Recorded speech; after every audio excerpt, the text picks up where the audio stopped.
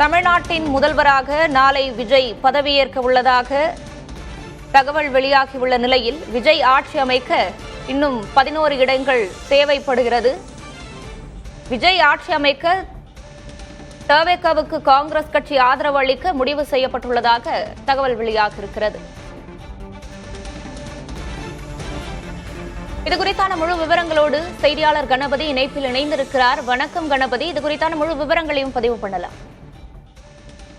Congress committee தமிழக வெற்றி கழகத்துக்கு ஆதரவு அளிப்பது தொடர்பான ஆலோசனையை நேற்று நள்ளிரவை கடந்தும் நடத்தியது. காணொலி மூலம் நடைபெற்ற இந்த ஆலோசனையில் தமிழக வெற்றி கழகத்துக்கு ஆதரவு அளிப்பது என முடிவு செய்யப்பட்டிருக்கிறது. ஆகவே விஜய் முதல்வராகி தமிழக வெற்றி கழகம் ஆட்சி அமைப்பதற்கு காங்கிரஸ் கட்சியின் 5 சட்டமன்ற உறுப்பினர்கள் ஆதரவு அளிப்பார்கள். ஆனால் இதற்காக ஒரு முக்கிய நிபந்தனையை காங்கிரஸ் கட்சி விதித்திருக்கிறது.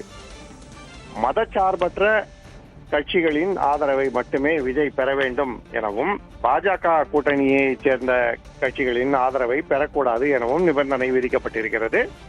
அதாவது பாஜக மற்றும் அதன் தோழமை கட்சிகள் ஆகியவற்றை தவிர்த்துவிட்டு மதச்சார்பற்ற கட்சிகளிடம், அதாவது திமுக கூட்டணியில் உள்ள பிற கட்சிகள் அல்லது 2 கூட்டணிகளுமே இல்லாத கட்சி ஏதேனும் இருந்தால் அந்த கட்சி ஆகியோரின் ஆதரவை மட்டுமே பெற வேண்டும் என நிபந்தனை வைக்கப்பட்டுள்ளது.